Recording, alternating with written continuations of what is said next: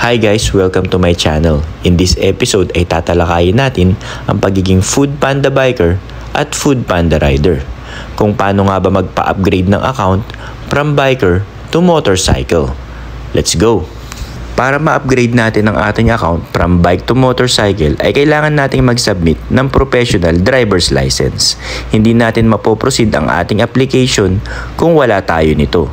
You can also check my video how to convert non-pro to professional. Pagdating naman sa motorcycle, any brand and any model ay pwede mong gamitin pambiyahe sa Food Panda as long as nasa kondisyon ito at kumpleto ang ORCR para iwas abala sa mga checkpoints. Ang usual reason kung bakit gustong mag-upgrade ng biker to motorcycle ay dahil mas mataas ang rate nito at pwede kang tumanggap ng mas malalayong deliveries. So mga kapanda, kung meron ka ng professional driver's license at meron ka na ring motor at gusto mo na ipa-upgrade ang iyong account from biker to motorcycle, unang option ay pwede mong kontakin directly ang iyong recruiter.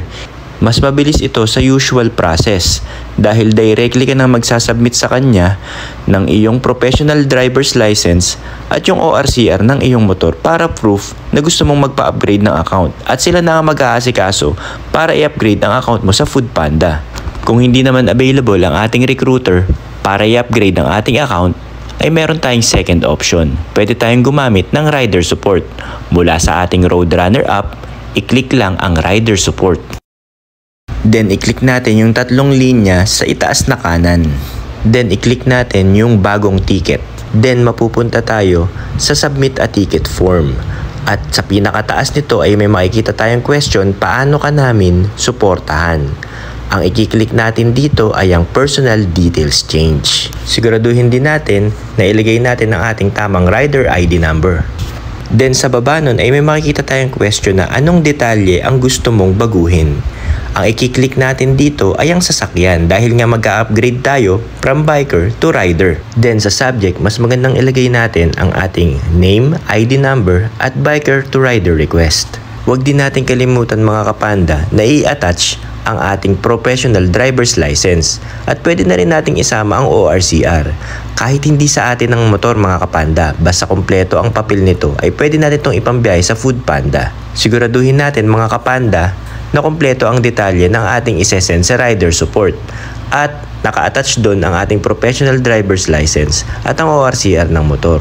Kapag okay na ay pwede nating i-click ang ipasa or submit para makarating na ito sa rider support at maproseso na ang ating request to upgrade from biker to rider. Tandaan natin mga kapanda na para ulit tayo nag-a-apply dito, kaya maghihintay tayo sa update ng rider support. Pwedeng hindi tayo ma-approve na ma-upgrade kung hindi naman demand ang rider sa area natin.